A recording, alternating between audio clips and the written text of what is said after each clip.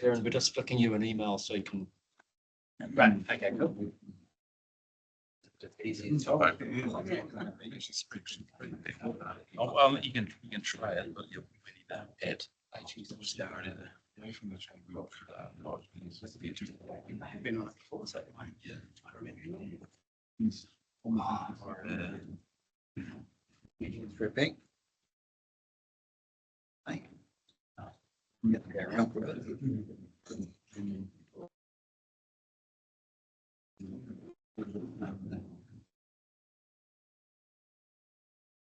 All right, we good? We're good to go. Darren, you should have received an invite to join a Teams meeting. Thank you. And you can just share in the Teams environment. You okay with that? Sounds good. I'll just get on the Wi-Fi as it were.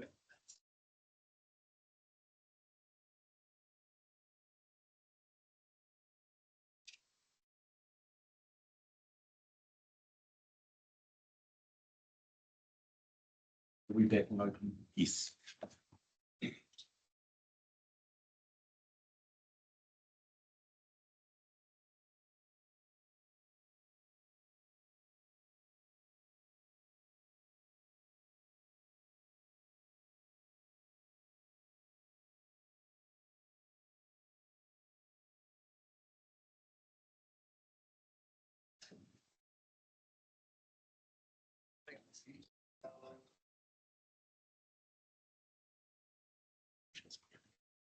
Hi.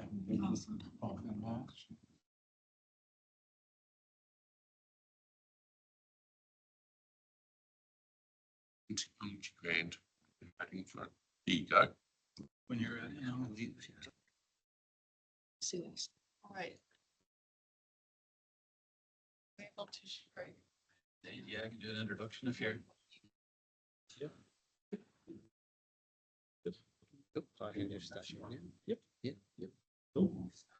All right. Stu, would you like to introduce this?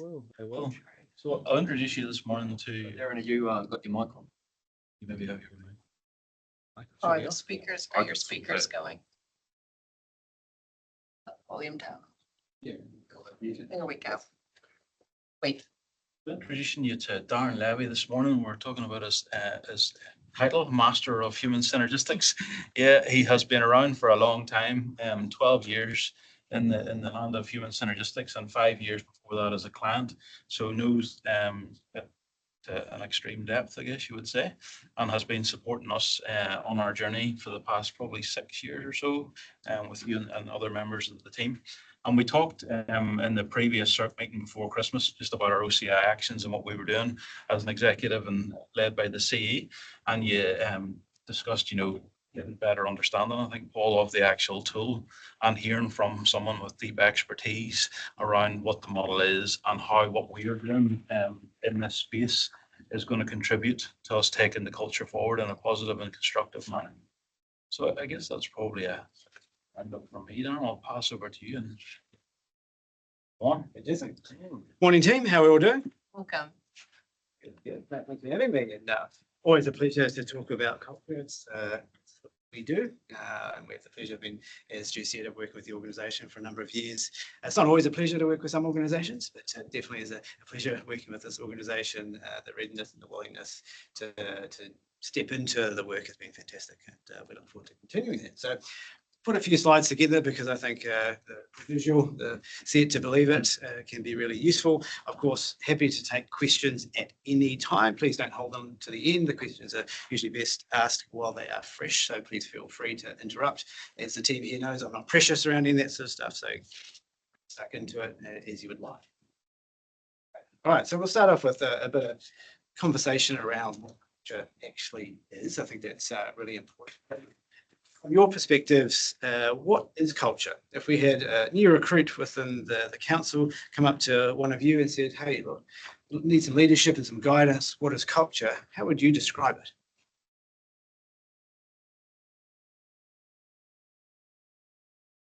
The way we do things around here. This is interactive, isn't it?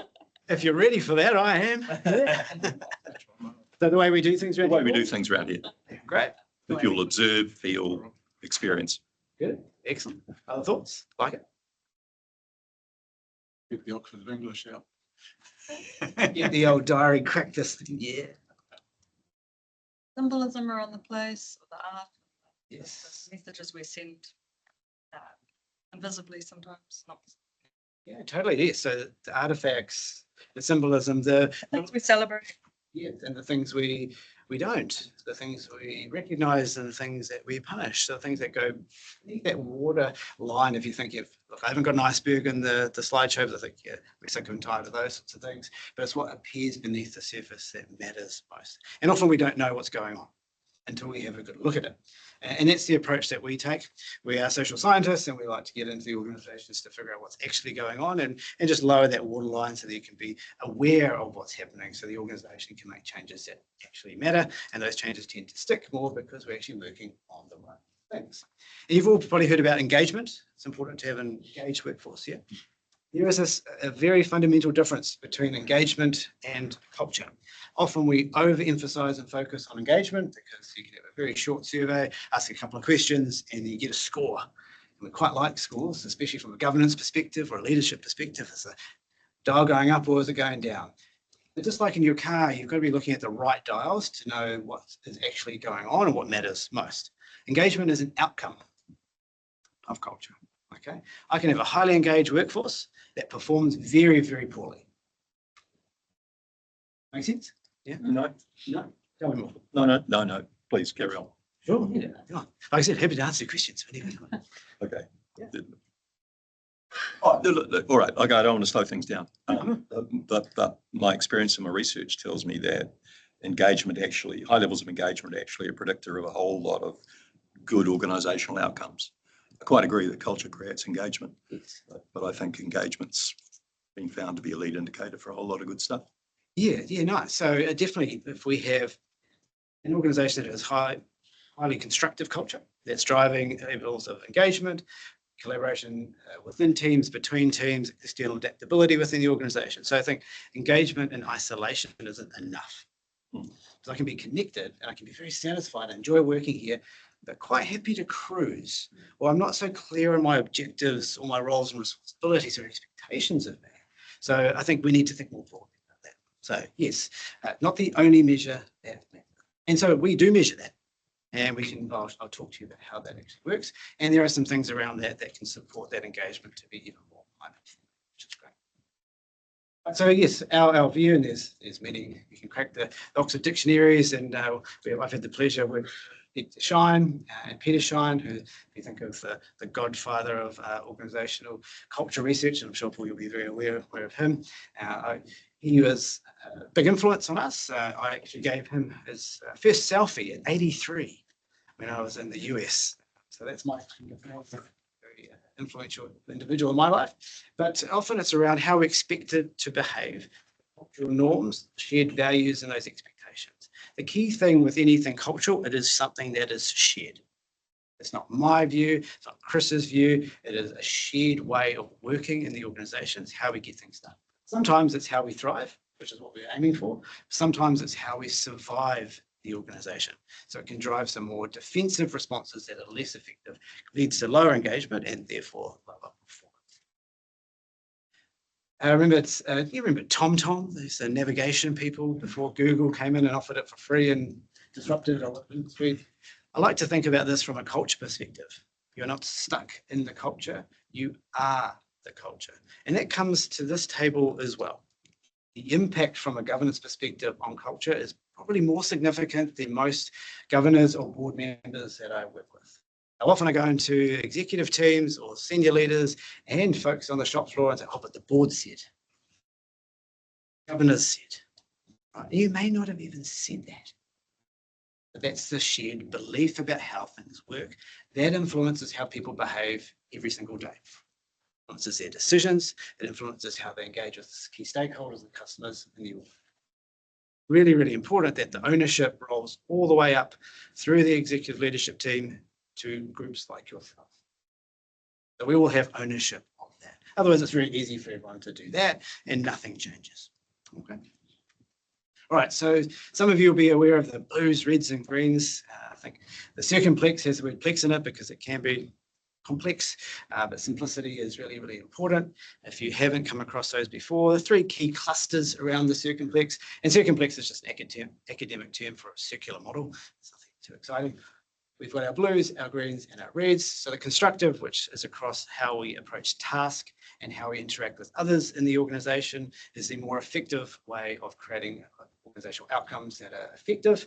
As we see here, we can strive for better outcomes, we accomplish our goals, we encourage, challenge, and support each other to be better, and also more likely to be safe. So we've got some people in this organisation who are potentially in some unsafe situations.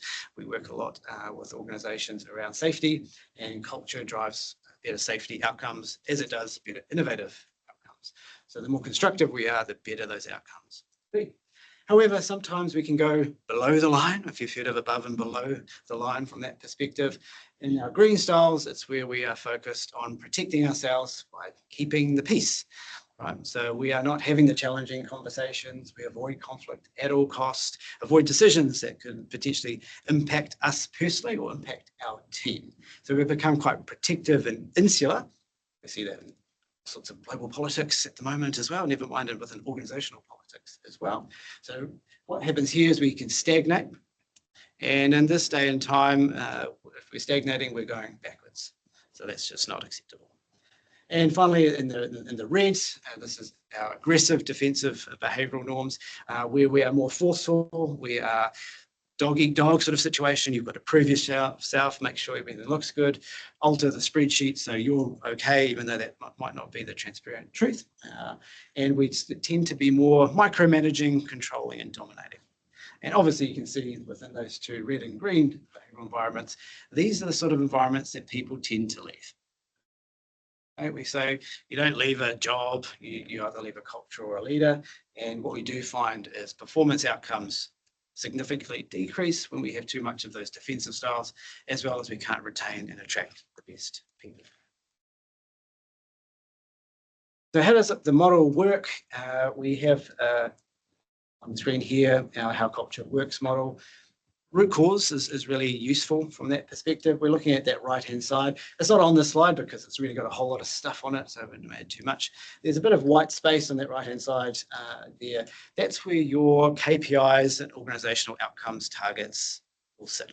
Okay, much the same when we work with high-performing sports teams. They're pretty clear. They want to win a World Cup or a race or whatever they're doing. So that sits on the right-hand side for you in the different units here. There'll be some key focus areas. They are directly impacted by what Paul was talking about before in terms of the organizational and individual outcomes from culture. Those engagement ones will sit under those individual ones like motivation, satisfaction, role clarity, really, really useful. A whole lot of typical engagement measures sit in there. Okay, so in the measure that you have for council, that is there for you to look at. But we also look at how well do we work within teams, right? And then how well do we work between teams, which is something I'll come back to later. And then our perceived view of the quality within those teams. Are we proud of the work that we do? Do we believe that we could be doing more effective job? As well as our organizational outcomes. Most importantly there, especially at a governance level, external adaptability. The belief within the organization that if we need to change based on external factors, we believe we can, or we believe we cannot. And we'll come back to that one as well. Really, really. Okay. Those outcomes, whether they're trending up or down, are directly impacted by the circumplex, so those blues, reds, and greens we talked about before. Okay, so those behavioural norms are very important. It helps us to do kind of a 5 whys journey to say, if that's low, well then why? Well, if that blue colour, if it's around achievement or there's too high in avoidance, why might that be? That's where we get to the causal factors. Those are the drivers of culture. So we can get right beneath the surface and put our hands on those levers for change.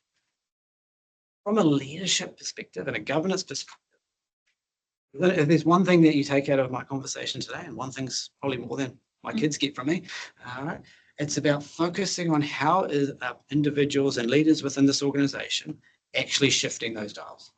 Because that's what will drive the outcomes. Okay, they're those lead indicators to drive those lag indicators that you're looking to see.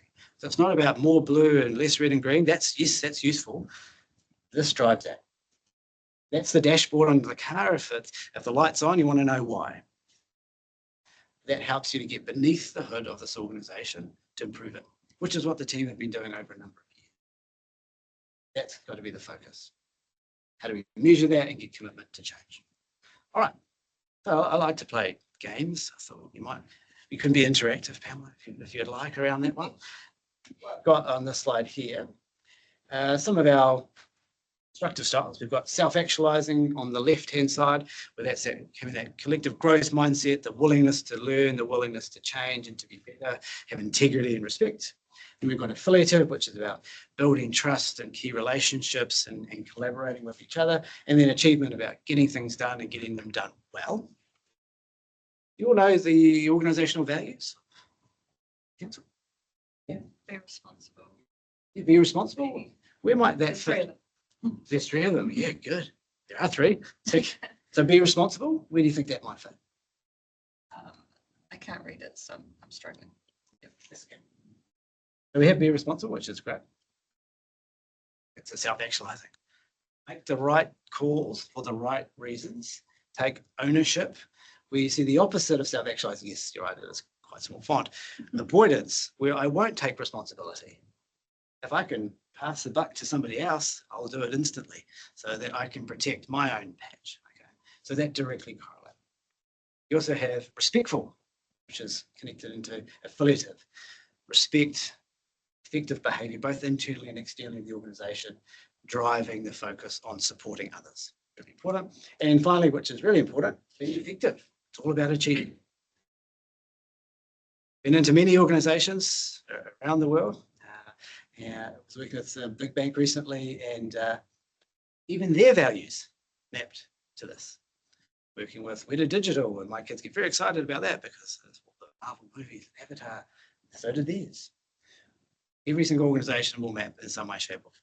There's very few that would encourage micromanagement, being forceful, direct, and hostile. Not outwardly anyway. Now, what might go on internally can be quite different. So it does map, which is great for the individuals here. Okay. But that's all interesting background and gives you a bit of an update on how this works. But where are we now and what has changed over the years? But I'm sure that's what you're most interested in, what that looks like, why that is happening or not happening, and then what we can do about that. Okay, so let's get into that. And I'm presuming you have seen this in some way, shape, or form before. This is the trajectory. So left-hand side, 2017, that's what the circumplex looks like.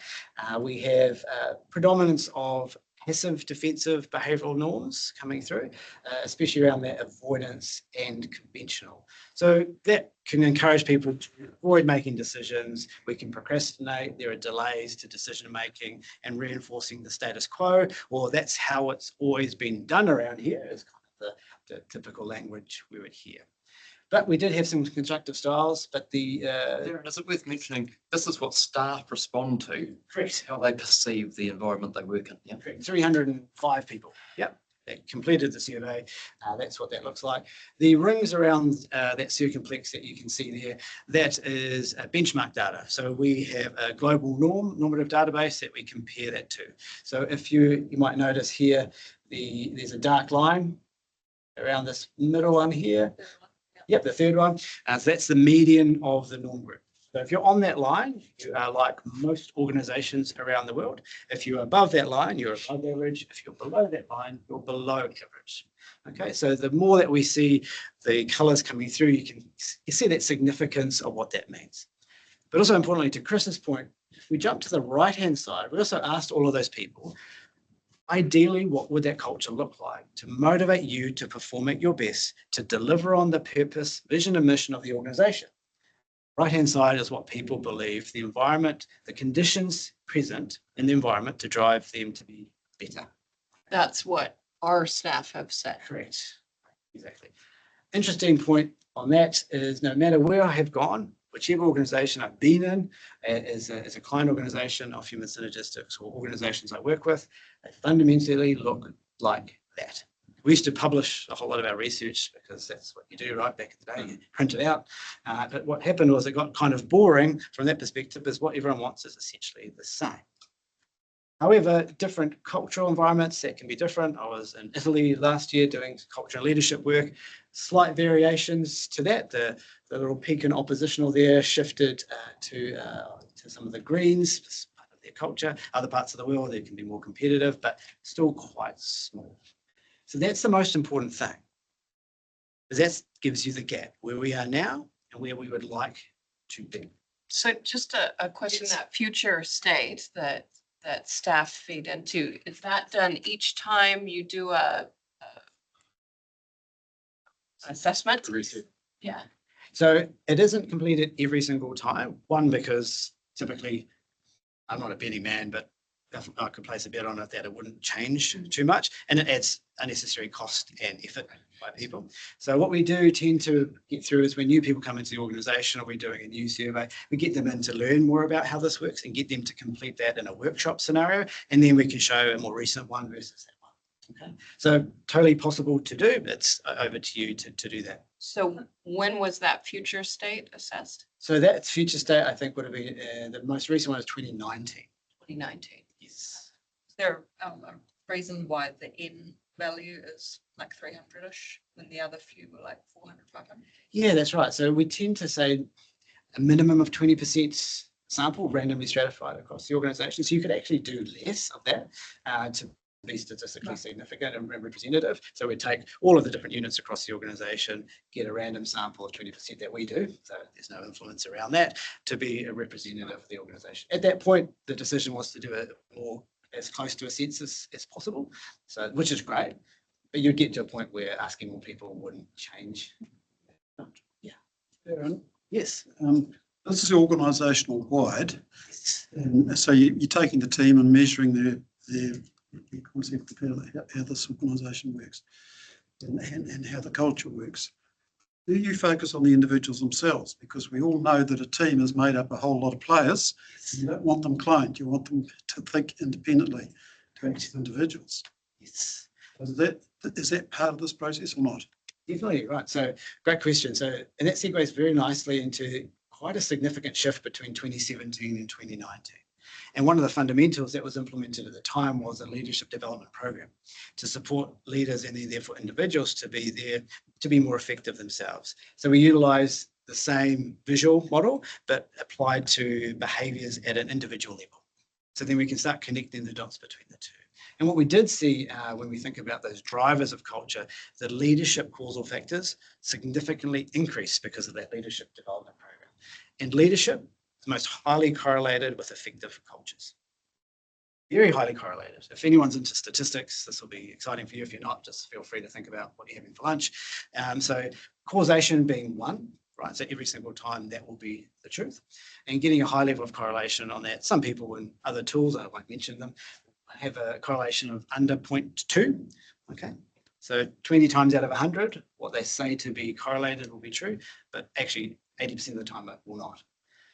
The correlation between leadership and culture is 0.96. So 96 times out of 100, if we say that will drive more effective outcomes, that will be true.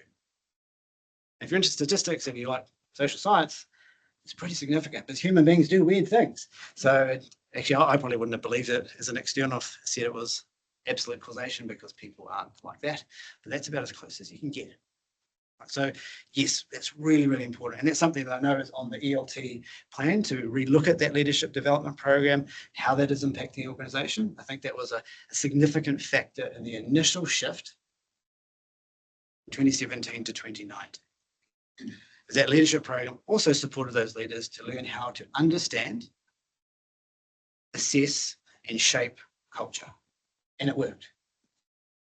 So I think that's yeah, good question. So, Yes. Darren, I'm just, one of the reasons we wanted you to come in and speak to CEERC is that obviously this information gets reported to council. And the question was, okay, if we look at 22 versus 24, we're not necessarily seeing significant shift. And so this committee was looking to mainly make sure we understood the tool. Okay. But also to gain your insight into if things are not changing, what might we need to do differently? Or is this a level? I know we've got our ideal, I get that. But how do we as an organization compare to the other types of organizations you've worked with? So I just wanted to make sure I got that across so that you can weave it into whatever your program is here to. Coming right up. Okay, sweet, right. So the beauty of that, so first of all, obviously, all your information from a culture perspective is confidential. We do not share or talk about it unless you give us permission to, or unless you share it and then it's in public domain. Same goes for all our other client organizations. So there are a bunch of them that I'd love to share it with you, but I get a call from their legal team pretty quickly saying, hey, that's our secret sauce, don't tell people. Right, it's kind of interesting. But the ones that I will share with you have won awards based on their performance, but also on their culture, and they got up in front of audiences and put the slides up. So if some of the slides look slightly different, that's because that's what they've shared. So I can share that with you, and over time as well. So you can see that some that have worked and where they've seen increases or not as well. And I do have a couple of slides to compare the 2019 also with the 2024, because that was the most significant increase. Not uncommon that we find the defensive styles, the red and the green, will come in more quickly because we become acutely aware of what we don't want to do. So we cut those off very quickly. It is a challenge to grow the constructive styles over time. Okay, so we recognize that, but we've done it before. Right, so we can do that again. And the reality is that these are pretty small on the screen. They have moved, right? So the dial is moving, but there are some things that we can do to accelerate that. Can I just, two questions really. Yes. One is just to Pamela's question about how these guys compare. As I understand it, let's see, the closer you are to the outside ring, the better you're performing against comparators on that particular. Yes, in the So- constructive styles, yes, Right. opposite for the red and the green. Right. So a layman could look at the latest results, the 2019 results, and say that in the quadrant the area we seem strongest in, we're still only at, what's that? Is that the 50th percentile versus the market? Just over the dark line, the dark circle. Got the percentile. Oh, that's great. So you can see, so 2019, now so 67th percentile. So that's in our strongest area, which is humanistic and encouraging. We're at 67%. Correct. Right. But on other things like self-actualizing and achievement, we're down around 34, 26 versus a comparator market. Correct, exactly right. Right. So not where we would want to be. And that's why the ideal becomes really important, because some organizations think, well, that's other people and we're not like them. However, this is what your people have said. Can I ask you a question about the ideal, and then I'll leave you to it? No. The ideal, you said the ideal was the product of those percentages of the product of asking staff what the ideal workplace would look like around here. Why would that become the goal? Because pragmatically, that might be because we get paid twice as much and asked to work half as much and we get free lunch. Right? So governors and a CEO would look at it and go, wouldn't that be nice? But actually, we don't need that much to deliver for our governors. We're aiming at a different target. So are you saying that the leadership of the organisation has bought into what the staff says is the target, or they've set a different one that you haven't shown us? A couple of questions in there. So first one is you'd have to ask the leadership what that is, because I can't convey that on behalf of them, but I'm sure that they're happy to share that. The second one is we don't ask questions around would you like to be paid twice as much and work half as much. So those aren't in there. So I wouldn't be too concerned about that, which goes back to the point before. Some engagement surveys will ask questions more like that. Do you have a best friend at work? There is, if you look at it on the back side of those things or read the fine print, there is no correlation between that and high levels of performance. But you might be more engaged. Great, I've got my best mate. So then we spend a lot more time just chit-chatting and not actually working. So the questions are more focused around, are we focusing on the right things? Do we have clear goals and objectives? Does my leader help me to solve problems and work more effectively? Right? Do we have respect for members in the organisation? Do we consider my ideas, and when we're communicating upwardly, is that listened to and then acted upon? Are we challenged to be more effective in our organisation? Are we recognised for doing good work, but are we also helped to and supported to work more effectively when we are not focusing on the right things? So I think when you look at the questions that sit behind it, I'd be hard pressed to suggest that yourself as governors and the leadership team of the organisation wouldn't be connected to that. But I think it's an important conversation to have. And to your point, we very seldom will say that's the target or the goal, but it gives you a level of directionality about hey, what should the ratio of the colours look like based on what we believe would help us to deliver on our purpose? I'll just add to that, Darren, that I agree. An ideal state isn't necessarily pragmatically, practically achievable. And we're committed to wanting to grow the constructed styles because we think we can get better performance from it. And, you know, have we got a target for what that endpoint looks like? Probably not, actually. And maybe it's something we could work on. But my comment on all the organisations too is, Darren kind of alluded to it before, not all organisations are alike. Not all organisations have political representation on it, for example, and by virtue, they can have quite different strategic direction or something imposed on them on a periodic basis. And that kind of affects what you might actually be able to, you know, I think naturally you get, this will come up clumsily, some defensiveness or something to, by virtue that you don't want to flip-flop every 3 years, you know, that sort of thing. And this is doing all organisations around the world. I think that, so I don't know if I said anything clumsily in there, but there's something on my mind about that. I think that it brings up a good point around how we operate as an organisation and support our client organisations, that the data is valid and reliable. Published in A-star academic journals. It's why when I was at the University of Auckland Business School, I was tasked with bringing synergistics in to support us to be better. And it was the only one that stood up to a global search because basically, as our Vice Chancellor said, the rest of them are rubbish. And this isn't just the only one that was okay, it was exceptional. So that's great, but it means you can trust the data.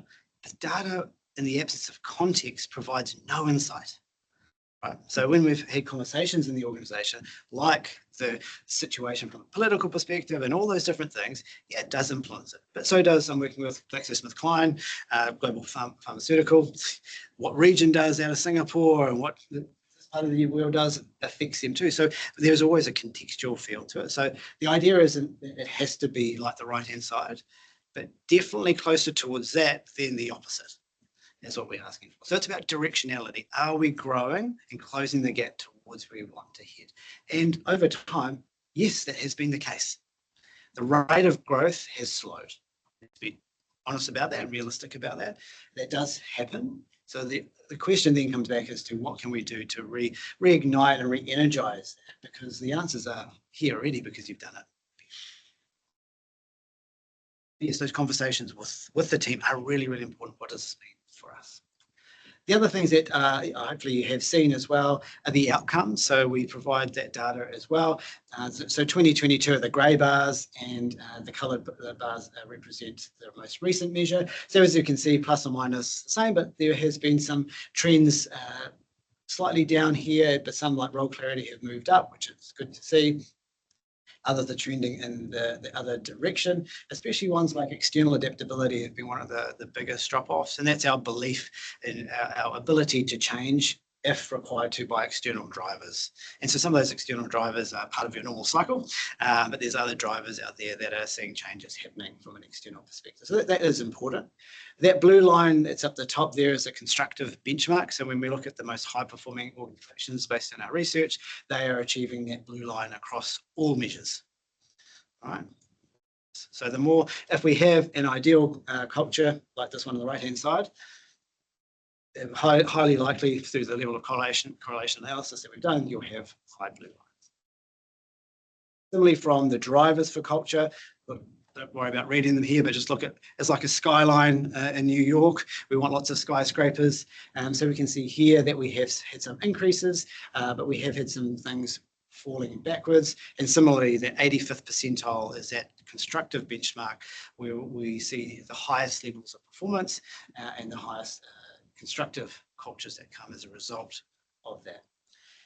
Interesting. Average only refers to the internal data. Sorry.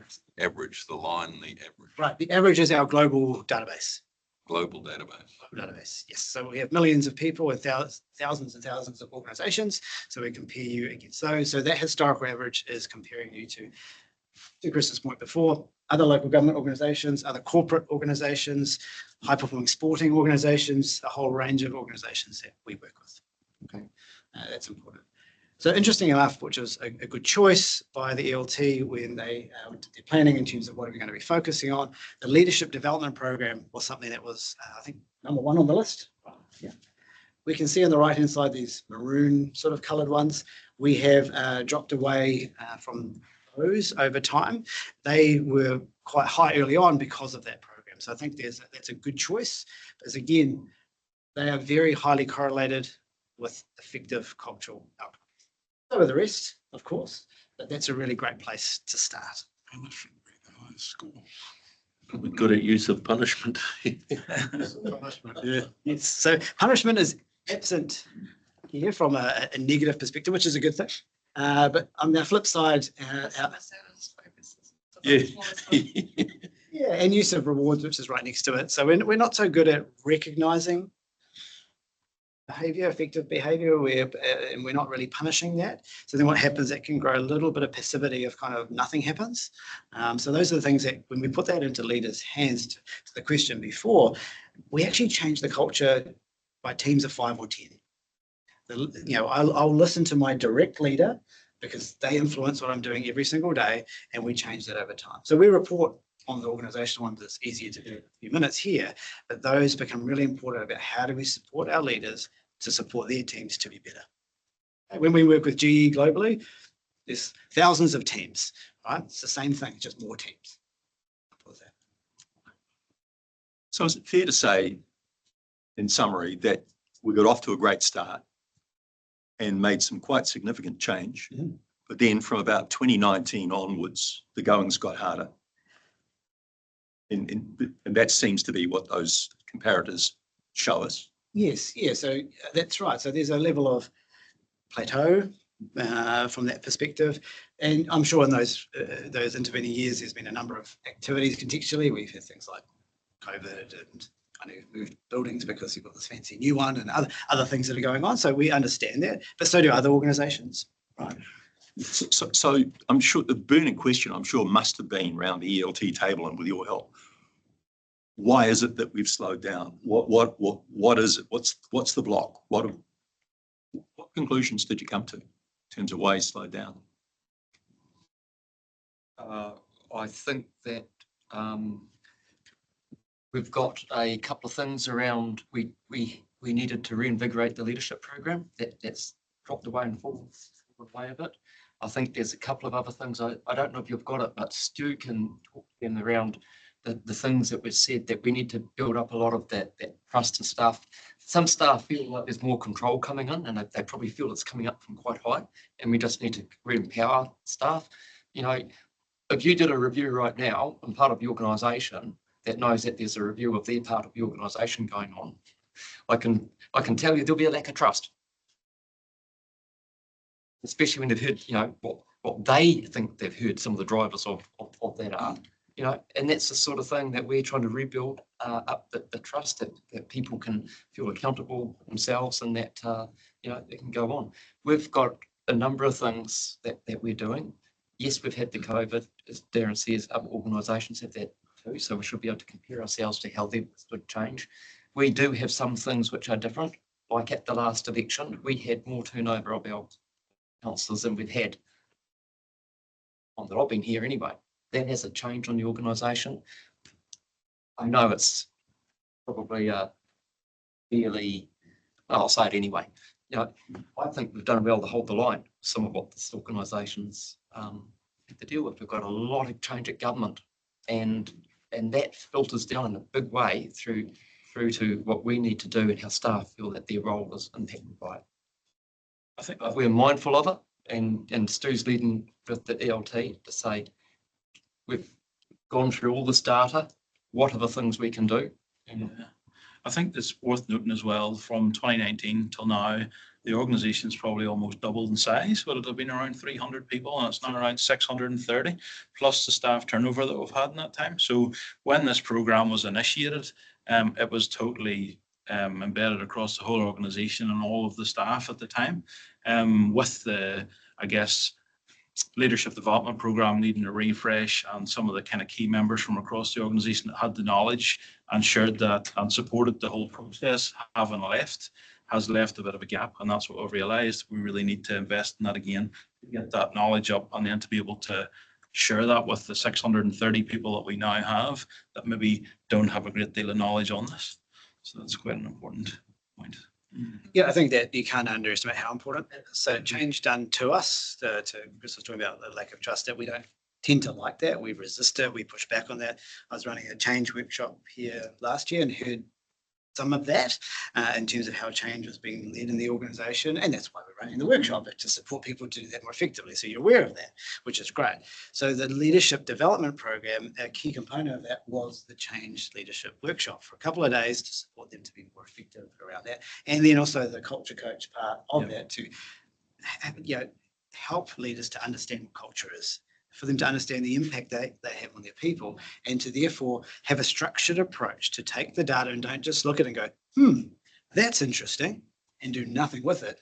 That's just a real waste. So to take them through to focusing on the things that matter most, supporting their teams to build that together, and then executing on that plan. No different to moving, building, right? You've got to have a structured approach, deadlines, timelines, project management capability to deliver that. We need to apply the same here. So in terms of that question, yes, the change, look, we have seen some increases where the little ticks are there, some that have gone the other way, but plus or minus, it's stayed the same for those ones. And that's where we're at. It hasn't gone significantly the other way. We had a case study that we did publish where there was significant movement quite quickly. New chief executive came in and said, oh, we've done that culture thing. We're stopping all the activity, all the leadership development program. That'll be interesting. They suffered pretty bad financially from a shareholder perspective on the stock market. New CEO came in that we'd worked with before. First thing that they did was call us up. So we need to get back into it. And we looked at the measure and it went backwards by, in some cases, 20, 25 percentile points from where they were. So they went from a case study that would implore to one that we would not, because of the decisions that they made to take their eye off the ball. So that hasn't happened here. Right, so we've still got that fundamental springboard to support that, but it's going to require some emphasis and some energy and some focus on that. So the question before, I think your panel was around, what do the other organisations look like? Well, thankfully I can share some of what those look like. So here is the Rabobank one. So we see in their 2020 culture, their 2022 culture, and you can see the ideal culture looks remarkably like yours. Rabo New Zealand or Rabo International? This one here in particular is New Zealand. Yeah, so we've got the international data as well, but we're just focusing on one down the road, as it were.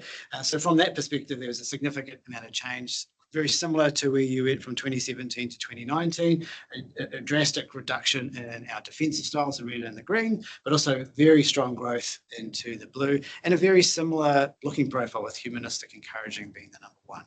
And so it's been great that I know you've been catching up with them and talking to them about their journey and sharing your journey. I think that learning across really, really important, and we're happy to encourage and support more of that with other organisations as well. Am I correct in saying, Darren, that in some ways it's a similar sort of profile to ours? Their blues, their constructed styles are a little bit stronger, but their passive and defensive ones are a little bit stronger as well.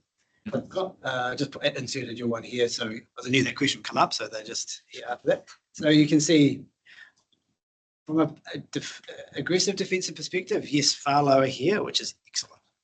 Excellent. From a passive defensive or in the greens, yeah, very similar with the avoidance and conventional being the higher ones, but below the 50th percentile. The biggest difference is the amount of blue. The way it looks is similar, but much smaller. So the difference between being around that 26th percentile and being at the 65th percentile is pretty significant, and the impact that will have. But if we can get humanistic encouraging to that level, I'm sure with that work and that delivery and focus, we can get the other ones there too. There's some similarities, some differences around that. Think of the red and green styles like the handbrake in your car. It slows us down to keep us safe, but it's not so helpful on the expressway, right? In the blues, that's the engine, the motor, if you're electric or whatever that might be. How much power, how much horsepower do we have in the organisation? So the opportunity here is to dial up the horsepower. The handbrake's down, ready to go. We're not dragging that anchor. Okay, here's the New Zealand Super Fund, who we haven't got all of their results on the screen, but they've been working with us for many years. So you can see their progress over time. When they presented this, they hadn't had their latest results yet, but they have increased across all of those. And so you can see significant change in the early days. They are looking pretty similar 2017 to 2020, mainly due to the fact that they were pretty much on their ideal. And they were kind of like, we're at that point where now we have to work really hard to maintain a high level of effective culture. In the 2024 results, without sharing the specifics, they have actually increased quite considerably, which has been great. And they are the leading sovereign wealth fund in the world.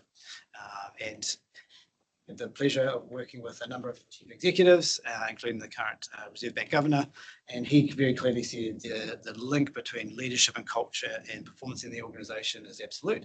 Similarly so in where they look to invest their funds in organisations.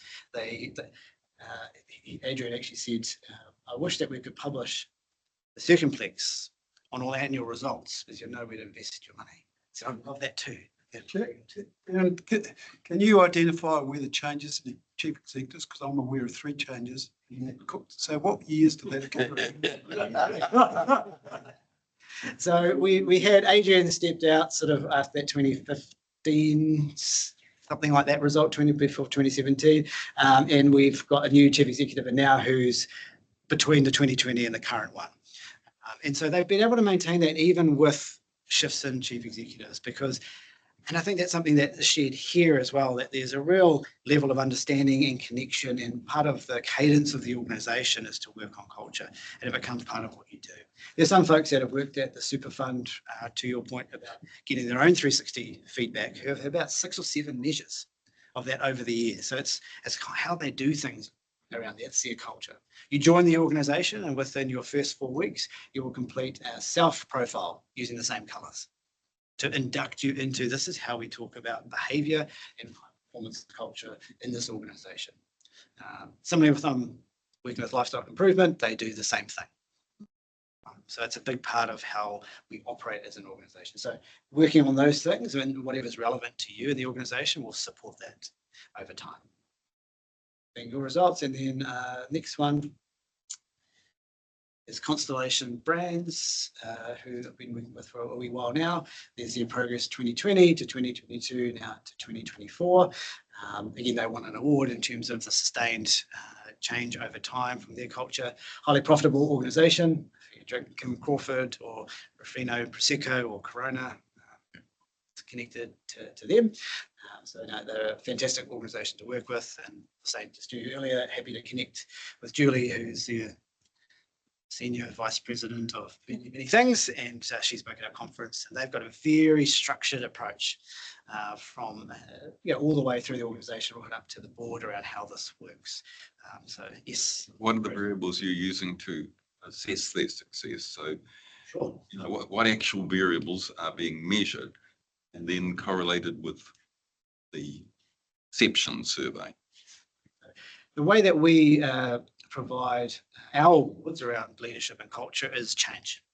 Okay, so we're not necessarily saying that, well, that's better than this other one, so you win an award, because that's actually false. Is it a peer awarded award? Is it an externally award? I mean, I'm trying to get at the connection between what you're calling high performance and what is essentially a perception survey. Sure.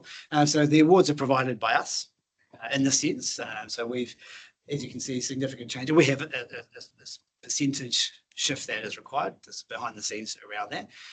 However, interestingly enough, when you map return on capital employed or shareholder value, whatever the KPIs are as well, they are outstanding. So as leading sovereign wealth fund in the world, similar thing, Constellation Brands, highly profitable organisation. So much so, as an anecdote, but to support that, Simon, who was the chief executive of New Zealand, we took through the process 2020 to 2022, became the vice president, whatever this fancy global names are, of rest of the world, which is everywhere but the US, including Canada, Italy, all the way around the environment. And then now this is getting brought into the US market from out of New Zealand because of the impact it had on their financial results, as well as operational efficiencies and safety, and from a viticulture perspective as well. So we don't work with that piece. We just talk about purely have these organizations focused on the right things, shifted the dial from a culture perspective. Then we get them to talk about the impact internally. Some of those aren't available externally if they're not listed. This one is, so you can have a look. But yeah, good question. So Darren, can I just picking up on that? We're using a financial measurement for Constellation Brands, for example, which is obviously a target for them, share price, for financial metrics. What do you use as the equivalent for an organisation like Vision Brands? For sure. And so even from their perspective, shareholder value or profitability is a lag indicator. It's not been necessarily the key driver, but it's one that we kind of all understand. Driven organisation. Yeah, that's right. So for a lot of their directors and so the business unit directors, from an operational perspective, it's safety. New product development, it's about innovation and new product development outcomes, customer experience, those sorts of things. So from within your organization, it's about what are those lead indicators in terms of delivering on your purpose as an organization. So I'm sure you're acutely aware of the KPIs in the organization. What would be like the number one KPI that you focus on from a governance perspective? We have 10 KPIs for our CE that we focus on. One is financial. Financial delivery. That's the first in the order. For service, yeah, right. So they're all correlated, and we've done a lot of research, and I'm happy to share that as well. The link between effective cultures, effective cultural outcomes, and whatever the performance metric is really, really important. We hear some folks talking about an innovation culture or a customer culture or a safety culture. There is no such thing. There are more effective cultures that will drive effective outcomes in those things or not. A culture like that on the right-hand side there where they are today, surely does. Where if we have too much in the red and the green, we are harming people. We are keeping customers or key stakeholders on hold for a long time. Some of the telecommunications organizations we work with said, if you have a call center, that's an admission of failure. So some of their goals have been to come, we will not require customer helpline because you don't need it because it works. That's a lofty goal. It's definitely a big BHAG, but that's the idea that culture can drive those outcomes. Right? And we know that as customers as well. You're part of that ripple effect of culture. Really, really. I'll ask one question about resistance to change and Right. the difficulty of making progress.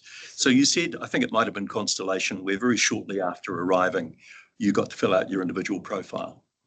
From a leadership perspective. From a leadership perspective. Correct. All right. So let's say on the three that you've got there, Paul's the new head of 20% of the organisation, and I fill out my profile, and I'm the one on the left. That's me. How does that? That's how you perceive the organisation. No.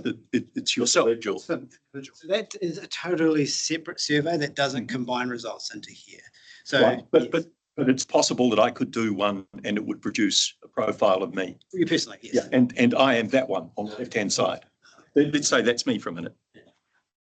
How difficult is it going to be for me, with that being my natural style, to lead the team that I'm responsible for to be the right-hand side there? Because I've got to overcome my natural tendencies to be da-da-da-da. So Simple as that.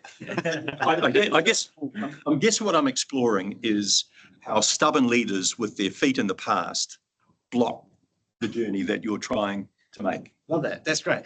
And it directly connects with what Stu is wanting to lead in the organisation, to make sure that if we have leaders that are like that, how do we support them to continue to operate like that? Because that's mapping to our value set, that's mapping to our purpose, that's what we're looking to be. But sometimes we might get, and the left isn't too shabby, but even less effective than that. How do we then help support them as quickly as possible to lift their performance game, to lift those behaviours? That's critically important. Otherwise, there's now a conflict or a misalignment between the expectation and then what I'm receiving as an individual with my leader. Well, it's worse than that, isn't it? Because the shadow they cast, you said there's a 97% correlation between the culture and the team and the leader's behaviour. Significant impact, 96. 96. So those folks will block that whole team in making the journey progress you want, potentially. Potentially if left unchecked. However, it's quite hard when the predominant culture that you're experiencing consistently across the organisation is to the far right hand side. you either get on that bus pretty quickly or you get off the bus or you help yourself to figure out how to get on it. You go on a journey for change because Real issue there though, isn't That's there? the leadership program that we have. It's meant to that's the intent. facilitate that change. Isn't there a That's failure where we're there? going. Paul, can I just, there's a failure there in that, why isn't that done pre-employment? Because you said a new person, within 12 or 4 weeks it's done. What was it, the court? We restructured in whatever it was, 96. And over the next 12 months, we worked out who we thought were the best performers in certain roles. We did all the psychometric profiling and came up with similar like charts. And we used that, and then all new appointments, they went through the process, and if they didn't come somewhere near the higher performers, they didn't get employed. Yes, so if they're employees that you know, that's one thing, but I think externals. Why can't you do it? Yeah, it's part of the Oh, process. look, there are definite ways that we can do it, and don't get me started on recruitment. Because there are significant improvements that we can make to how we do that. I think it's, especially in this country, it's done poorly in general. So we are hiring people based on experience, and to Paul's point, this is what makes the most impact on my day-to-day life, and we don't talk about it. And we don't seek evidence for that, and we don't actually go and have a chat and say, hey, you used to work for Paul, describe his leadership. We don't do that at all. So yeah, different opportunities. But again, this is individuals' view of the culture of the organization they're working in. It's not their view of themselves or an assessment of their own, how they're, I don't know what you call that circle. This is Right. correct. So it'd be very clear that when folks come through and receive an LSI, right, which is their 360 feedback, utilizing the same colors, that data is not connected to this in terms of what you see here. However, they do get one through that leadership development program to support them to understand the language. So they're connected to the lexicon and the vernacular. And also, to your point, it's supporting them if they need to make change to accelerate that as quickly as possible for them to be operating in a way that is conducive to the environment here. So just to focus our conversation, because I want to make, I don't know how many more slides you've got. I want to make sure that we're going to get to that bit of, okay, if we haven't seen the change, what would need to happen to see the change? What are the things you're working on with the team to encourage change, those sorts of things? Right. Excellent. See, There again, you go. the dynamic duo here. It is. Right. It's the mind meld. Just in his presentation. That man went on wrong. All right, so there's a caution here for all leaders that, yes, sustainable change requires effective sponsorship and ongoing commitment. This process isn't a one and done. It's not a sheep dip and then we're fixed. There's no silver bullet or anything like that. If there was one, we'd probably provide it and charge a premium, but that's not how change works. We've got to keep at it. It's really, really important. So some observations that I've had in terms of bright spots and risk factors. So first of all, there is a belief in this organisation and an understanding and an acceptance that culture is important to us, not only from how we feel every day, and that's important, but it helps our performance, right? And team members that I've interacted with are engaged, they are keen to be involved, and they can see the impact that it has. And there are some that talk about, oh, remember when we did those things, how great that was. And so I think that's what the ELT is tapping into, is that let's not remember those things, let's have those things as a now thing and reinvigorate that. The lexicon is really, really important. There is a common language, so people can talk about, hey, let's get back into the blue, or look, we're going down a bit of a red path here. How do we shift and change that? That's a really big part of it. And again, that leadership program can help folks that weren't here back in the day, or whenever that was really clear, to ensure that we get everyone on the same page.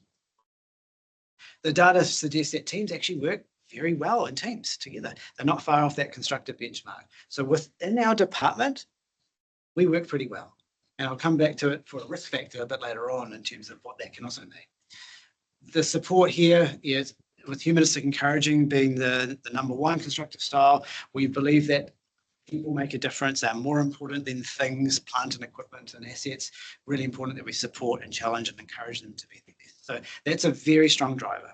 No matter what survey we have, whether it's an individual, team, or organizational level, the number one style that all humans want is humanistic encouraging. And that is your number one style. So that's great. We've got to continue to reinforce that. And articulation of the mission and a number of those other leadership factors suggest that people believe in the purpose. People, and I've heard it, join this organisation because they believe in the good it's trying to achieve. Fantastic. Some organisations that we've worked with in the past have to kind of manufacture a purpose and then put people towards it. You have that.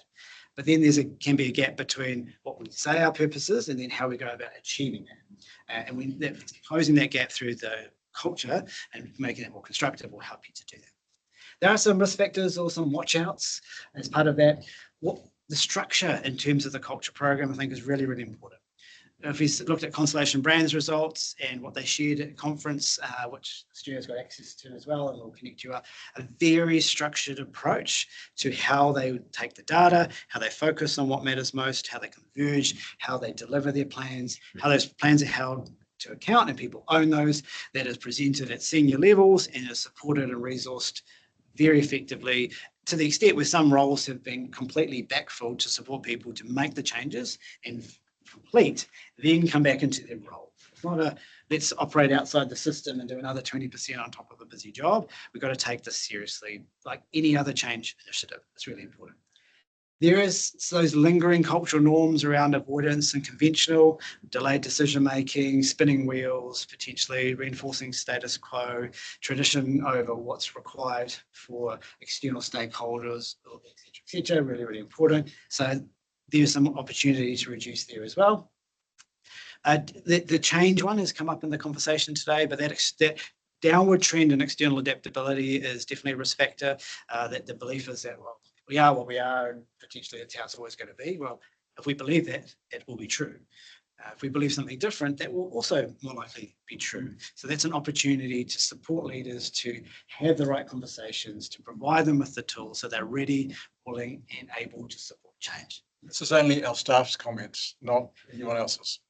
So these comments are my observations. Your observations. Observations from the quantitative data, but also qualitative conversations I've had with senior leaders and others in the organisation. Hang on. Okay, good, great. So the question is, what's holding us back? That's your assessment on the right-hand side. What's slowing us down? Some key aspects, yes, yeah, and there's siloism as well. There's definitely adjacent spaces between directorates for sure. How do I see that in the outcome results? We're very high on within my own team, but between teams, that was very low. So either there's a lack of trust, or I feel they make life harder for me, or I just don't want to engage with them, or I don't know how to. That's not encouraged around here as an opportunity for change. Okay, so the more cross-functional we can become, the better. And you're not a huge organization. However, these can be well ingrained within us. And so if we're looking to change, this will definitely get in the way. And not just here, I've seen this in other organizations. So my comments are, I see this present here, and I've seen it present in other places. And when it has been overcome, off we go. But the issue here is that our citizens don't have a sovereign choice to go to another organisation to get service. They are stuck with us. And that's why, to me, these ones on the right are absolutely, you pick bang on from personal comment, not the organisation's view. But that is the frustration that our community is telling us, that they are finding that they can't go to someone else. I'll just leave it there. So Darren, would it be appropriate for us, and I concur with what Noel's saying, would it be appropriate for us to pick on, say, one or two of those per annum as governors and set those as KPIs for our chief executive? Right, and good question, and that would be part of the path forward. So I totally agree with you. So yes, so first of all, we've got to understand the current state. The team have been doing that. They've been doing the gap analysis. What does that mean? Then, of course, we've got to work through and assess where have we made progress? What are the challenges and what are the barriers? And to your point, I'm a big believer of what's the one thing we can do in the short period of time to shift the dial. Having a laundry list of many, many things just leads to passivity, because then we just get lost and overwhelmed by it. That's not what we're looking for. Therefore, we can engage stakeholders with clarity, that expectation. At all levels, there can be clear ownership and visibility of what are we actually doing to shift what. Really, really important. Because that helps you to develop a strategic cultural plan.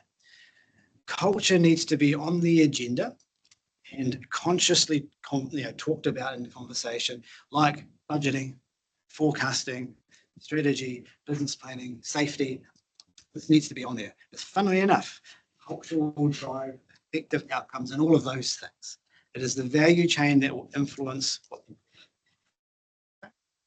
And then, of course, you've got to implement those initiatives, and we have to track that. And so as governors and as for the ELT, it's really important you have visibility of that. And we are tracking those, supporting and challenging those folks to be better. Ones that aren't doing it, we're having the tough conversations about that's not acceptable, and we have to deliver this on deadlines. It's not okay to, oh, we got busy. This is your job. Governance perspective and leadership perspective, we have to be leading. Yes, question. How many organisations that you work with, not a real number, but proportionally, where the board or the governance does this for themselves as well, since there's this big leadership, cultures led from the top? And do you see a difference with local government, private? I would love to see more governance involved. I think the level of recognition that governance has a role to play is significantly increased, and I think you'll see what's happened in Australia in terms of psychosocial impact and being responsible to create a psychologically safe environment is just the same as a physically safe environment. So you should all be paying attention to that, not only because the legislation might say so, because it's the right thing to do. So my answer would be not enough. Enough. The ones that do has a significant impact. One, they know how it feels.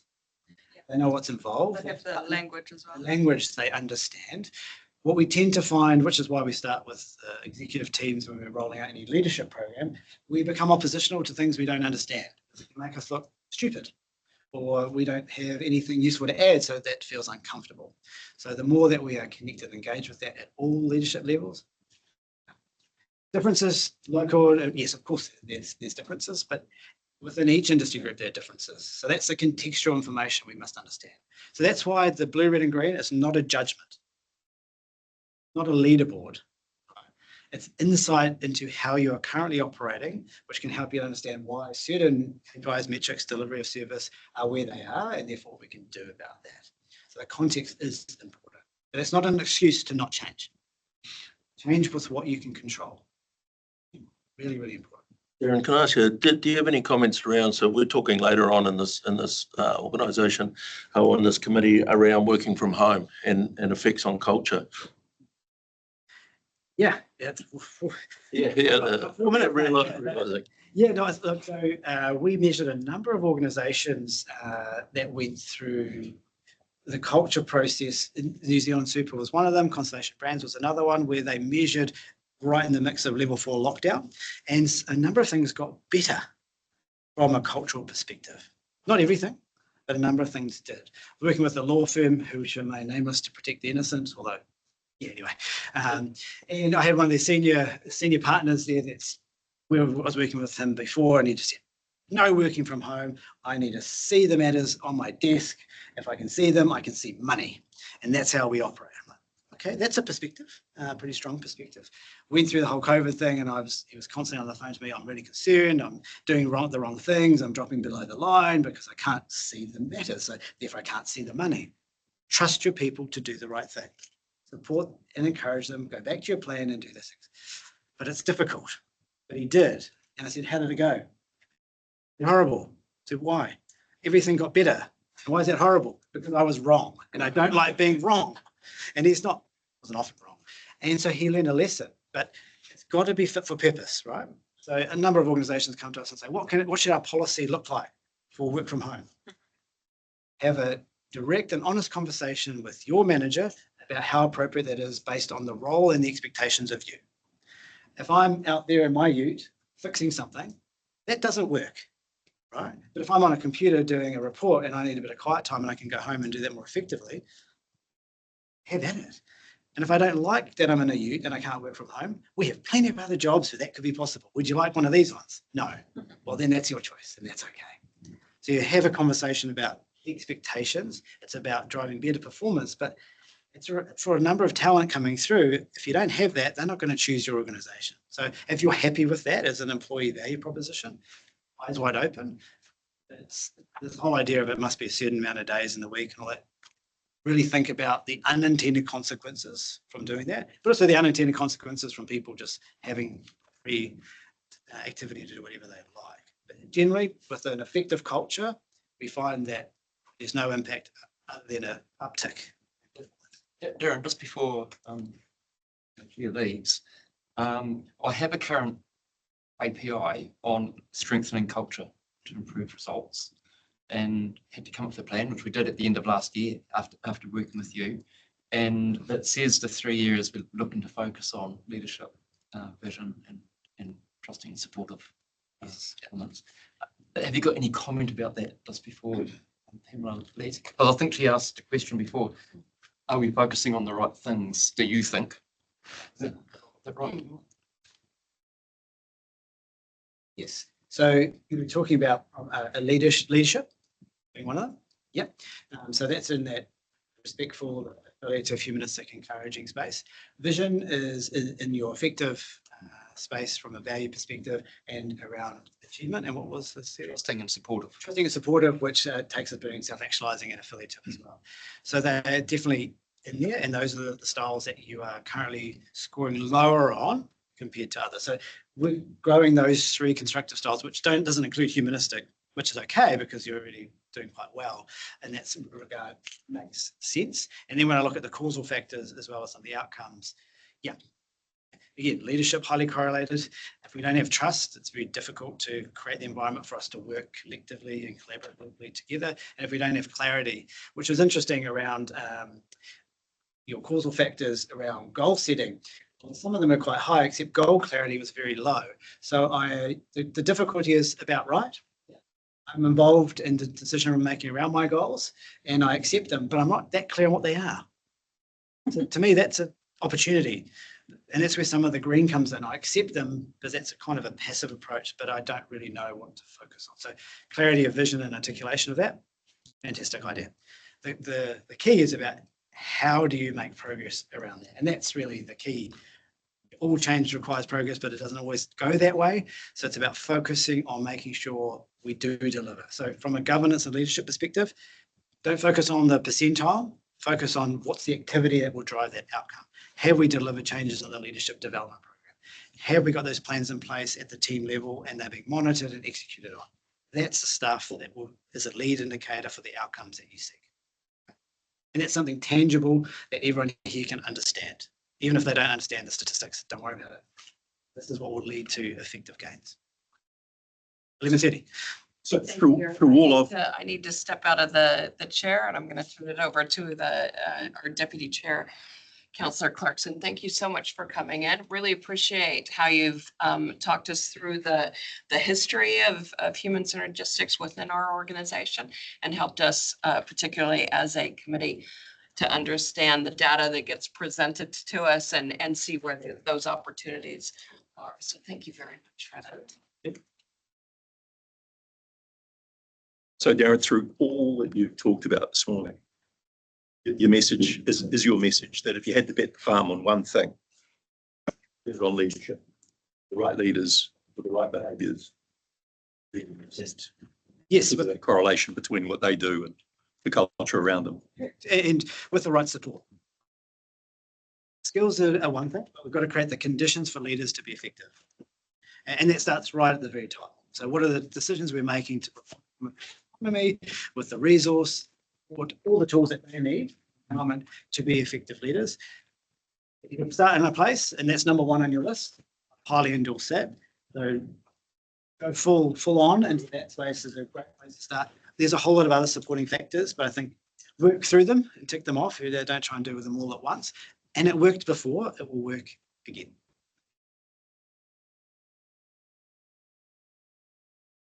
Any more questions for Darren? Insightful, sir. Insightful. Thanks. And good to get to know the detail in that, because my experience previously, organisations been mainly with best friend at work questions and the backlash of that. Yes, that's right. And I think that's doing any work in that space is better than nothing. But asking 8 questions and expecting to get valid and reliable insights is quite tough, which is why we don't apologise for asking a lot of questions. That creates the validity and reliability needed so that you can trust that this is saying what it's saying. Yeah, no, like the journal article publishing. Yeah, sure. That's insane. That's good. Evidence. Yes, evidence matters. Yeah. Yeah, so look, thanks, Darren. Let's see, we'd like to make a closing comment, but I just wanted to thank you for your presentation. Thanks. No, thanks, Darren, for coming. I know your time's valuable and you've got a lot of clients that you are working actively with. We did try and get Darren here for the 4th of December meeting, but quite rudely, he was in Italy and he didn't seem to want to prioritise us with a consonant or whatever. But he has come back at that first opportunity. So thanks for doing that, because I know how busy you are.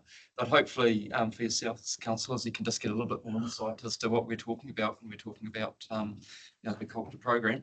The questions you ask are the questions we ask of kind of Darren all the time, and what we're doing, and kind of empower, create an environment for staff to be able to do this. At the end of the day, that's what we're trying to do, because from that we can improve if they've got that environment. So thanks, Darren, and I'm sure after today there's going to be some councils about the way ahead, but this was all part of this year's KPI. We need someone to move that this report is received. Happy to move. Second. Over there. All in favour? Thank you. So we can move on to 6.2, which is Stu. Thanks, folks. Thank you, Darren.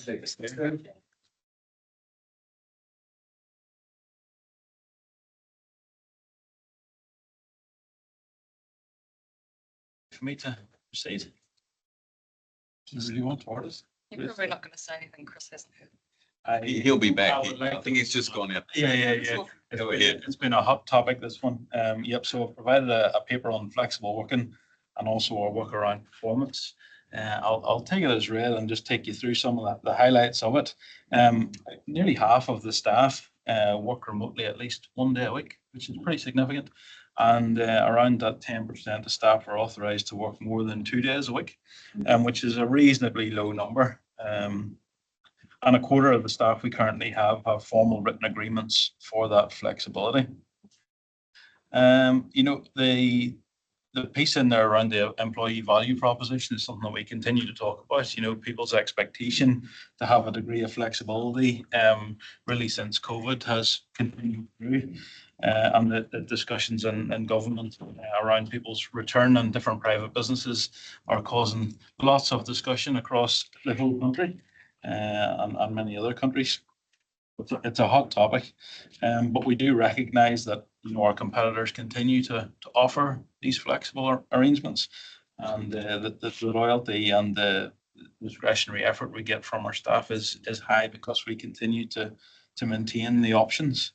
I guess to kind of counter some of the concern, with people not being in the office or working from home or working flexibly, I really wanted to drive home the effort that has been put in the past 18 months around lifting organisational performance and conduct.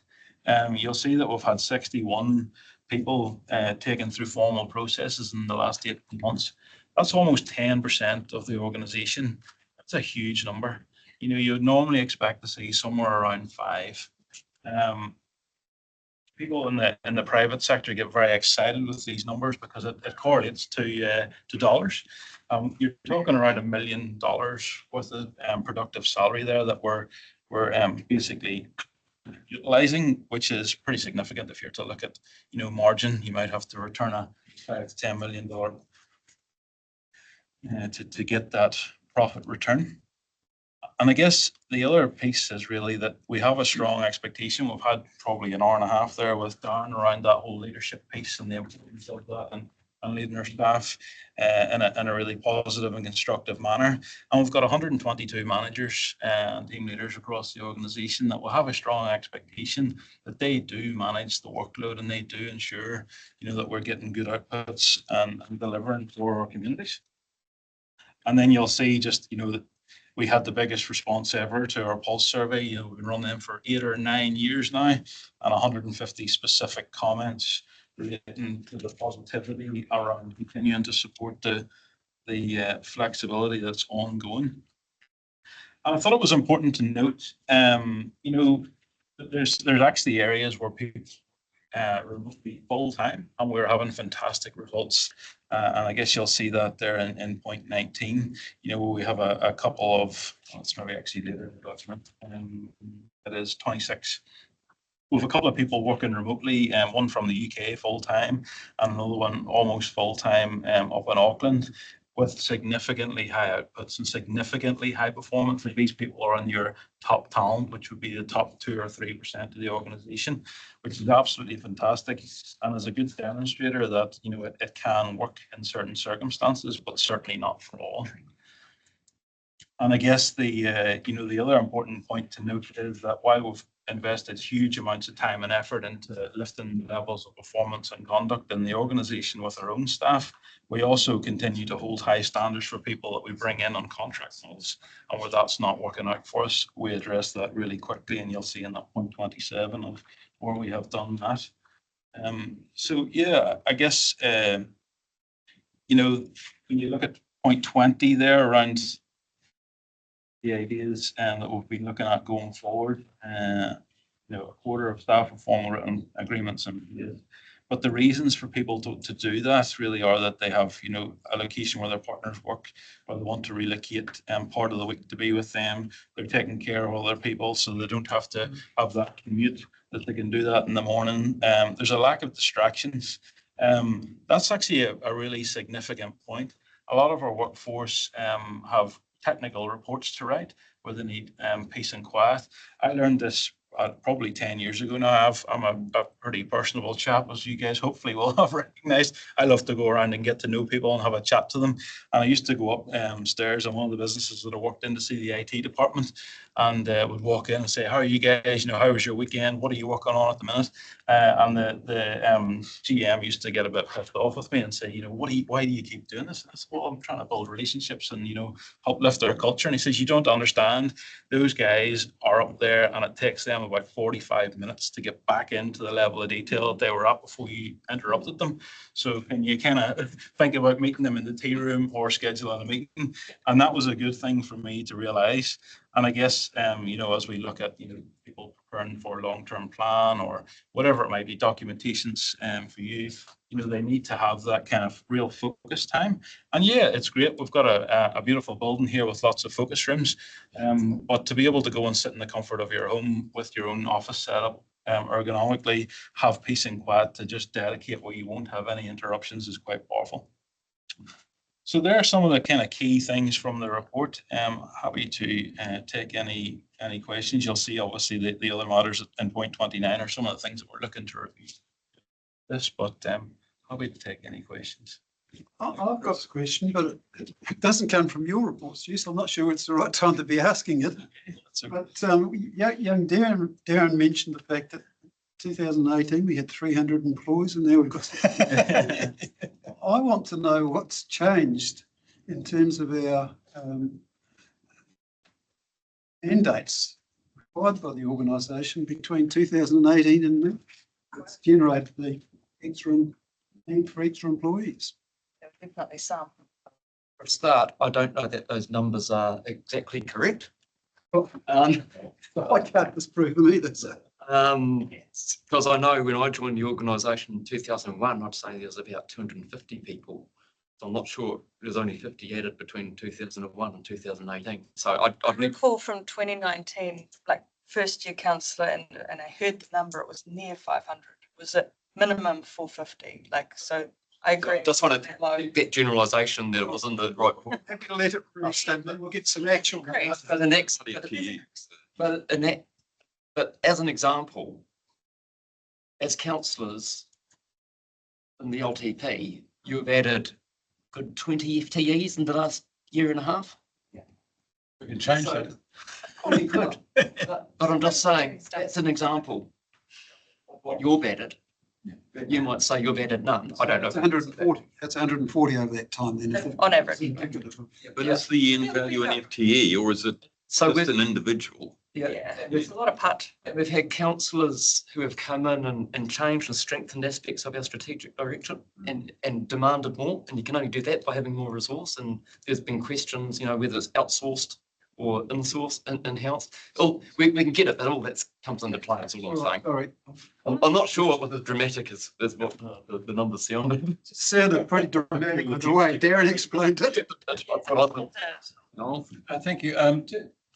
When Greg gave us an introduction to ICM, he mentioned that in his slide, and I've still got them at home, that in ICM there was one manager to 4 staff. And I challenged that. And what I'm really interested now is that, Stu, you've got it here and under item 11, 122 managers, 630 staff. That's a ratio of 4.16 and a whole lot of other, but 4.16 staff, then there's a manager. So I don't know, I'd like to understand why so many managers see a manager in their title when that is exceptionally high. And I know you've got, I was just going to ask, is there a benchmark for high performing organisations, what that ratio would be? that's micromanagement if ever there was. I wouldn't say it was micromanagement. I mean, I think you can have sort of between 4 and 8 as a reasonable, you know, up to 4 8 reporting directly to you would be reasonable, depending on the role. That 122 takes into account everyone, so that's right from CE down to the charge hand. Exactly. Yeah. Yeah. So it's not, you know, You're saying it varies. If someone's got a lot. 122, have got management. I'd like a comment on that. So that's what it is, are people who have some responsibility for supervising the work of another person. Yeah. Now, I could think of some of probably in some of the service delivery out in the field type roles where it's quite bespoke to where they're doing the work and the type of work they do, where there's probably, they've got a few people reporting to them, but it's not like they're all managers as such, in the supervisory sense. Do and manage. Yeah, so the term manager is actually a misnomer to some It extent. says managers or supervisors. Well, it doesn't say all supervisors. It says it in my number. Number 11, across the organisation, 122 managers across the organisation. Don't want to labour this, Chris. Yeah. The wording in one. Or supervisors. We have a strong expectation that the 120 managers across the organisation take their responsibility to manage performance. I just picked this up as I walked in the room from a young man there. So Paragraph number you on? number 11. Oh, This is on number 25. Mentioned twice, yeah. Yeah, okay. Well, it's the executive summary, which I've Often taken we this from. Paste the executive summary from the text. It's very annoying, and that's where this comes about. I've That's read, what AI does for you. yeah, that's what I mean, executive summary as opposed to. So I was looking in the body of it, sorry. My other comment is we've got some managers who have, you know, significantly in excess of 8, whatever magic number that someone might say that realistic. number is. And there's some who are quite a lot low. There's some people with titles of a manager or something who don't actually manage staff. Yeah, it's a position. Manager, yeah. So if you want to delve, we need to get. So it is a little, I got the point, I get the point. Yeah, like looking from someone outside who would say, gosh, here's like at a Times article, leader. Myself. Yeah. We can write a title. 4 people need micromanaging by 1. Doesn't look good. Sorry, I'm just, yeah, I'll leave it at that. Thank you. Okay, Warren. Yeah, thanks, Bruce. Thank you, Stu, for taking on board the concerns around the table on working for home. Obviously, you're well aware of what Flashpoint it is as such. So your report does give me far more confidence in that space that you are monitoring those conditions and that sort of thing. One thing, if I could, Democracy Service Day, please, none of those hyperlinks were able to be got into. Is it Discover? I'll see. And the references and that, yeah, so I I'll could, catch up with you after the meeting, see about X's track. sounds good. okay, yeah. Thank you. I'll dig them out and circulate them all. Thank you. But yeah, once again, Stu, thanks for that report, and it does, ease some of my concerns. Thank you.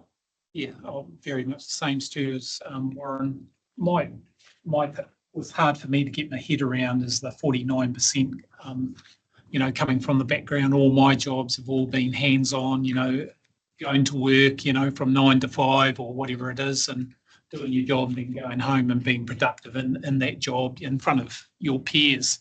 the thing that I kind of struggles with is, we've got a beautiful building here. We've got, spaces where they can go from one side to the other side, and which the ratepayers are paying rates on. Why would there be that such a higher number of 49? I do appreciate there's, people like, over in England, up in Auckland, a small percentage that of people that would work away from home, but this is still quite high.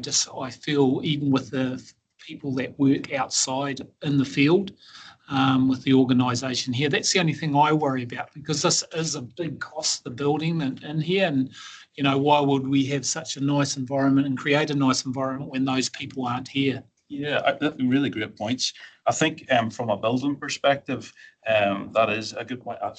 I've put it in here. I think it was under point 23, just around the capacity that we accounted for was 70%. That's to take into account all sorts of things like sick leave, annual leave, time off in lieu, a bit of flexible working. So that's our capacity that we've kind of catered for. I think that 49% of people having some kind of flexible working at a day a week is reasonable to me. Like you say, there we have a lot of people out there. We've got people that will go down into area and talk to farmers. We'll have the maritime guys out on the boats, people water sampling. There's a whole raft of different roles that we've got that require people to be physically in the field, maybe on reception or whatever that might be. When they come back with those bits of work done and they have to go and write up their reports by quotes to farmers or whatever it might be, to have that day a week to be able to do that in peace and quiet is a real benefit to them. So I appreciate what you're saying, but I think we do manage that quite well. Oh, Stu, I got one, like 61 staff who've had performance management. Or discipline, yeah, depending. Yeah, so, I mean, what's the consequence been of that? I mean, yeah. Complete range, everything from dismissal right back down to people have been able to be supported and perform well and contribute to the organisation and do a great job. So the whole gambit, really. Yeah. Well, I think it just emphasises that you guys are focusing on that performance, and there can be consequences. That's right.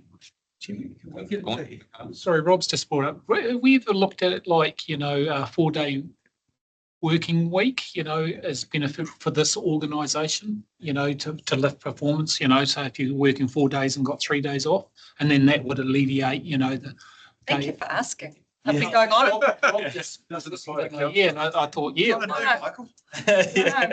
you look at, some organisations have done that, it's lifted proportions, and that could work on the graph there for, data is clear. And I've brought it up a few times, so thanks. Yeah. Just on that, the one that was raised about the 61 people. First I knew about that was it was in the newspaper, and then I was out and I got a question. Yeah, but yes, like at a Times article, because they did a request of the slow time. How many disciplinary things have you had this year? Blah blah. And I read it. Gosh, have we had 61? That's the sort of thing. I don't read the detail. Just gives a heads up that this is coming out. That's the sort of. It's just okay. That's an operational matter. It's not. You can respond, but to be caught short. That's all I'm asking, perhaps. No, appreciate it. In the last meeting, there's some of the issues from our last agenda have been addressed. One that hasn't been is Maori employment strategy and policy. Is what, sorry? Maori employment strategy and policy. And I'm going back to that because, as far as I'm concerned, we should be, and I said this at the time, I believe our policy must be based on meritocracy, employment, each person for the job, and what they look like or who they are. Not, as I'm concerned, we shouldn't be categorising people by ethnicity. And I want to see what our policy is on that. What you were going to share. I've had this mentioned, it's been raised twice in meetings and raised with the chief executive, he's aware of it. Just want to know whether, Stu, there is a policy on that or not, and if there is, could we see it, please? Yeah. So I guess a good point, and we still are recruiting based on merit and experience. So there's been no change to that. We're obviously investing more effort into, partnering with our EB groups and seeing if we can attract people from those realms, which is great. We do have a policy that I guess a working guide that we're currently working through, but we're looking at how we roll that out and how we integrate that as we go through our normal cadence. But we haven't finalised that. No, not quite. No, it's still to come back to the CSG, I believe. Yeah, so I think There's no that's policy as of such that says. Actually, we've never, well, not in my time, we've never recruited based on ethnicity. no. That's what I've been told, but No. that's not what we're hearing at You're committee. hearing it from. Yeah.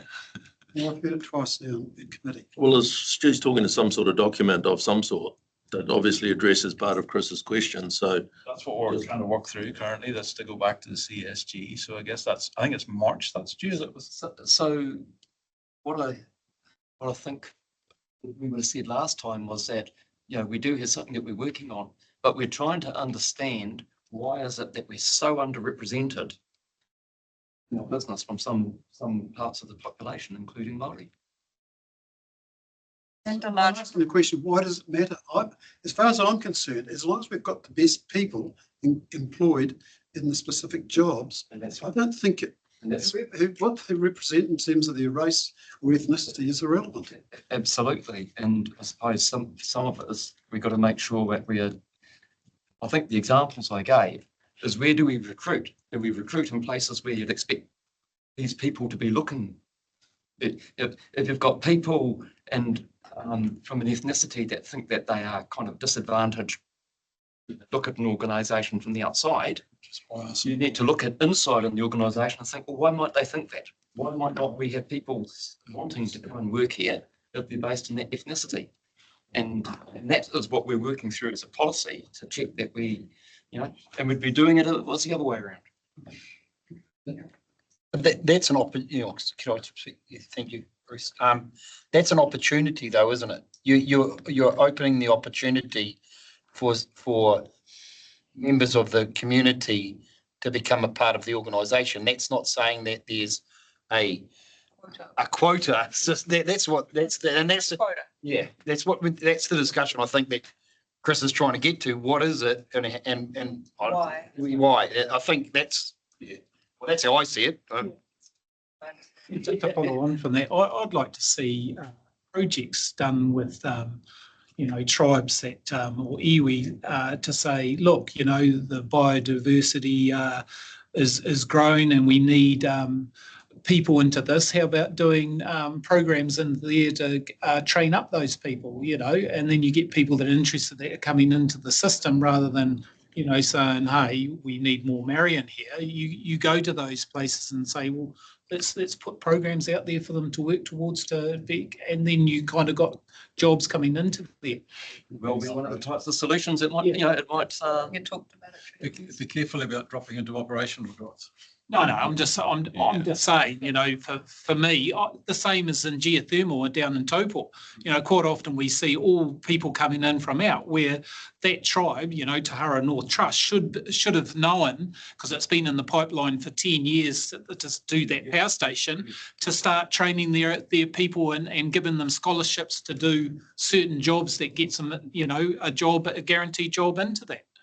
I think to Noel's point, my suggestion is if you have concerns that you are seeing this organisation actually is selectively recruiting, not based on merit, I think that you should point that out to me and have a discussion with me. You employ me to try and make sure we've got the right people, the right systems, the right processes in place to be able to achieve the outcomes that the organisation is seeking. And I guess if you don't trust that I do that, I'll see the outcome of that in happy to move the report, Mr. Chair. Yeah, I think so too. Yeah. Second it. So seconded. All in favour? Aye. But I think that's the last on the agenda, and I'm looking forward. Going to close the meeting. the Karakia of the British.